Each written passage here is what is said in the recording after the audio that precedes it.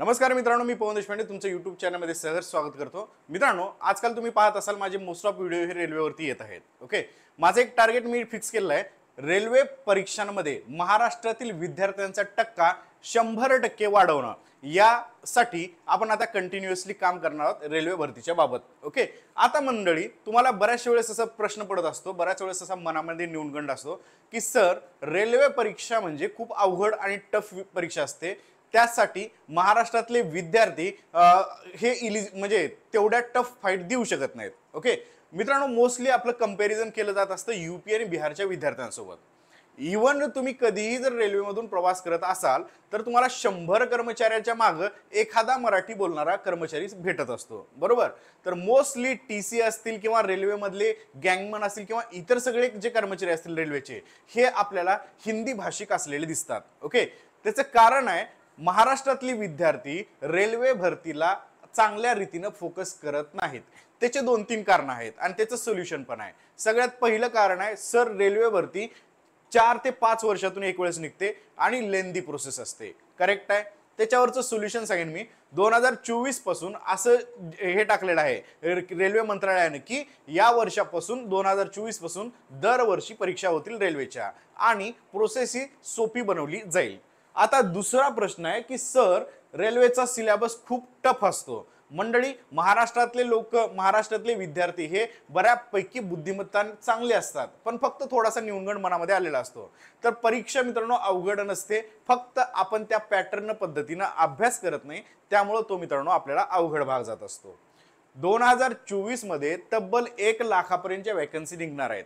त्यातल्या दोघांचं नोटिफिकेशन पण पडलेलं आहे।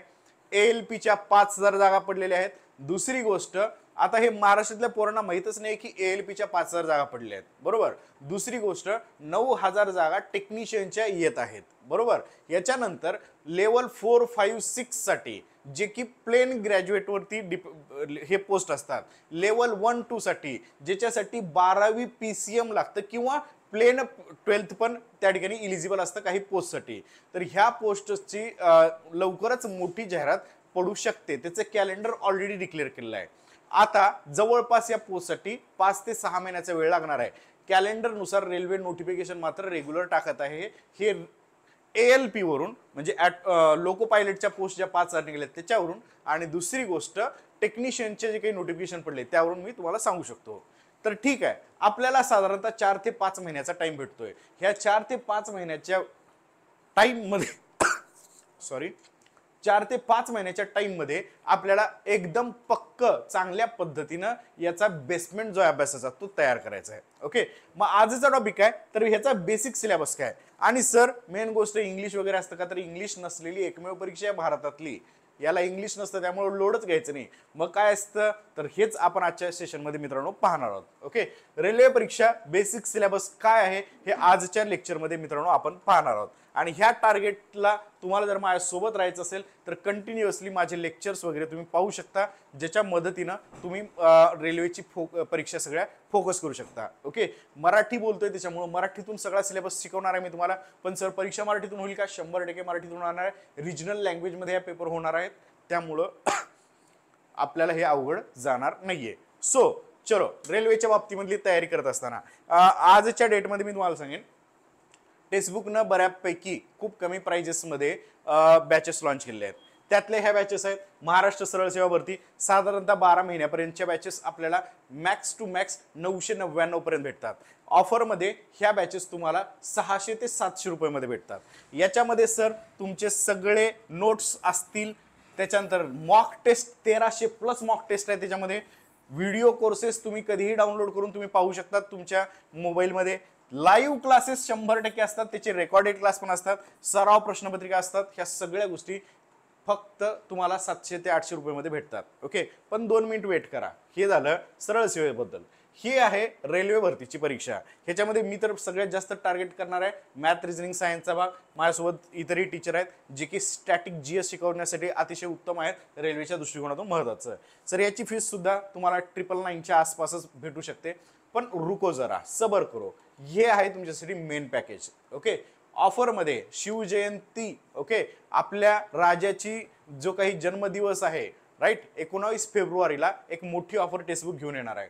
त्या ऑफरमध्ये तुम्हाला ह्या सगळ्या बॅचेस, ओके, ह्या सगळ्या बॅचेस म्हणजेच सर 999च्या आसपास भेटू शकतात. म्हणजे 1000 रुपयेमध्ये तुम्हाला सरळ सेवेच्या सगळ्या बॅचेस, त्याच्यामध्ये जे काही निघतील, लेखा कोशागारी असेल, त्याचबरोबर पुरवठा असेल किंवा मनपा असेल, ह्या सगळ्या बॅचेस तुम्हाला याच्यात भेटणार. प्लस तुम्हाला रेल्वे भरतीची तयारी सुद्धा याच पॅकेजमध्ये, आणि प्लस तुम्हाला पोलीस भरतीची तयारी सुद्धा याच पॅकेजमध्ये भेटणार आहे. म्हणजे सगळ्याच एक्झाम तुमच्या या ऑफरमध्ये कव्हर होणार आहेत. त्यामुळे मी म्हणेन की 19, 20, 21 फेब्रुवारीच्या दिवशी ऑफर जी स्टार्ट होईल त्या ऑफरमध्ये 100% या बॅचेस जॉईन करायला विसरू नका. ओके सर, चलो, ह्या सगळ्यामध्ये तुम्हाला नोट्स असतील, मॉक टेस्ट असतील, ओके, लाईव्ह क्लासेस असेल, व्हिडिओ कोर्सेस असतील, हे अवेलेबल असणार आहेत. चलो, तर बेसिक सिलेबस काय सर, हा पॉईंट आपण फोकस करूया. रेल्वेच्या बेसिक सिलेबसमध्ये फक्त 3 घटक आहेत. इंग्लिश नाहीये हे कौतुकाची गोष्ट आहे आपल्यासाठी. का? कारण बऱ्याच जणांचं इंग्लिश अवघड असतं, मॅथ अवघड असतं, 2 विषय अवघड असतात. पण एक विषय तरी तयारी करण्याची जबाबदारी आपण घेतली पाहिजे. 4 ते 5 महिन्याचा टाइम आहे. मॅथ रिझनिंग एवढं परफेक्ट करायचं, एवढं टू द पॉईंट करायचं. सर मॅथ रिझनिंग माझं खूप कच्चं आहे, तरी सुद्धा मी गॅरंटी देतो होऊ शकतं. जर तुम्ही कन्सिस्टंटली पुढचे 3 ते 4 तास अभ्यास केला तर मॅथ रिझनिंग सुद्धा तुम्हाला चांगले मार्क्स देऊन जातं, आउट ऑफ सुद्धा मार्क देऊन जातं. माझे बरेचसे विद्यार्थी आहेत, ओके, पुढे मी तुम्हाला फोटो लावून ठेवलेले आहेत, एवढे मोठे रिझल्ट आलेत आपले, बरोबर. या विद्यार्थ्यामध्ये, ओके, या विद्यार्थ्यामध्ये बरेचसे असे विद्यार्थी आहेत ज्यांना मॅथ रिझनिंगचं यम पण माहित नव्हता. ओके, तर ह्यांचं एकदम तयारी परफेक्टली आपण करून घेतलेली आहे. त्याच्यामुळे तुम्हाला काही अडचण येणार नाहीये मॅथ रिझनिंगमध्ये, रेल्वे भरतीच्या सुद्धा. आणि वेगळं काही नसतं, आपण याच पद्धतीने तयारी करणं गरजेचं आहे.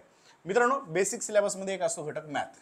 ओके, नेक्स्ट व्हिडिओमध्ये मी तुम्हाला ह्याचे सगळे बुक लिस्ट वगैरे सांगणार आहे. आता फक्त एक बेसिक सिलेबस तुम्हाला कव्हर करायचा आहे. दुसरा घटक असतो सर रिझनिंग, आणि तिसरा घटक असतो, तिसऱ्या घटकामध्ये 2 घटक असतात परत. एक असतो GS GK, ओके, आणि दुसरा असतो करंट अफेअर्स. ओके, ह्या GS GK मध्ये काही परीक्षांना सायन्स जे आहे, हा सायन्सचा भाग अतिशय जास्त असतो. 20-20, 25-25 मार्कापर्यंत सायन्स येतं. ओके, ग्रुप डीच्या वगैरे परीक्षा असतील तर याचा अर्थ GS GK मध्ये सायन्सला वेटेज द्यायचं आहे आपल्याला, आणि चालू घडामोडीला वेटेज द्यायचं आहे. बाकी जे आपले कच्चे विषय आहेत ना, त्याला थोडंसं ठेवायचं बाजूला. आम्ही सांगतो तुम्हाला स्मार्ट स्टडी करणं महत्त्वाचं आहे.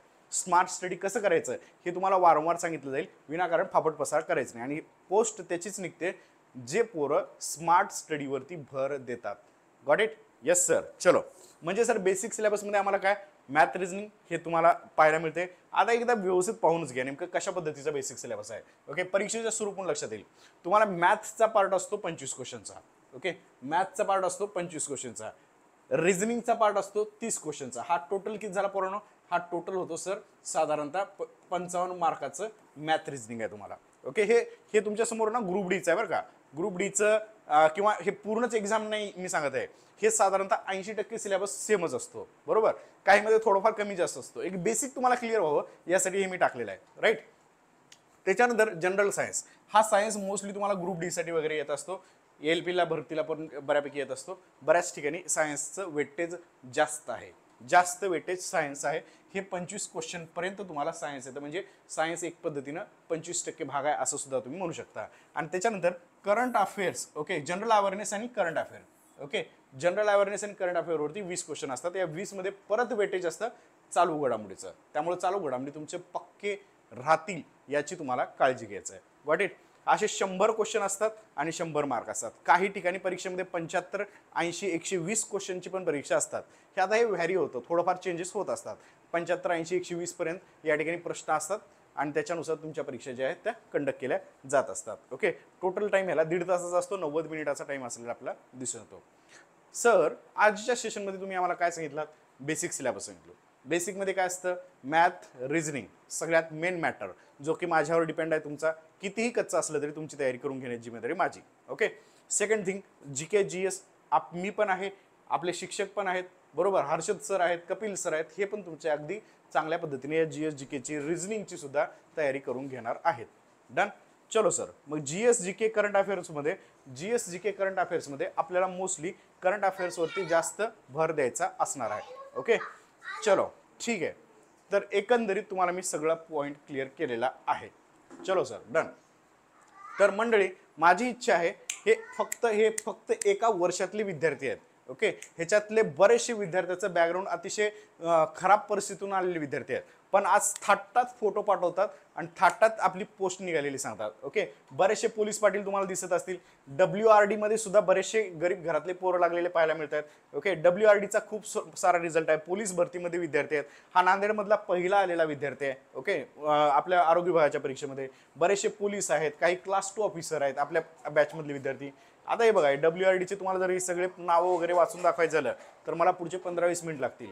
फक्त एकदा फोटो बघून घ्या आणि विश करा की तुमचा फोटो रेल्वे भरतीमध्ये मला या पद्धतीने लावता आला पाहिजे. ओके, चलो, तर एकूण हे सगळे पाहू शकता तुम्ही. हे माझे तलाठी भरतीचे सुद्धा रिझल्ट आहेत. ओके, तर तलाठी भरतीचे सुद्धा रिझल्ट तुम्हाला इथं दिसत आहेत. तर ह्या सगळ्या रिझल्टमध्ये लवकरच तुमचं सुद्धा नाव यावं यासाठी मी तुम्हाला शुभेच्छा देतो. ओके, आणि माझं टार्गेट तुम्हाला सांगितलेलं आहे. मी माझ्या टार्गेटनुसार खूप जास्त काम करत असतो. तुमचं जर सहभाग असेल त्याच्यामध्ये तर 100% कोणती ना कोणती पोस्ट निघून जाईल तुमची. सिलेबस कव्हर केला. मेन गोष्ट माझं टार्गेट सांगितलं, महाराष्ट्राचं प्रमाण 100% वाढवणं. ओके, त्यानंतर तुम्हाला हे सगळ्या गोष्टी सांगितल्या. उद्या शिवजयंतीच्या ऑफर निमित्त तुम्ही ही बॅच सुद्धा फक्त 1000 रुपयामध्ये जॉईन करू शकतात. राईट, तर बाकीच्या गोष्टी मी तुम्हाला स्टेप बाय स्टेप सगळ्या सांगेन. चलो, तर एकंदरीत इथं मी थांबतोय. पुढच्या व्हिडिओमध्ये तुम्हाला अजूनही महत्त्वाची इन्फॉर्मेटिव्ह गोष्टी सांगण्याचा प्रयत्न करेन. तर थांबूया तिथं. Thank you, bye.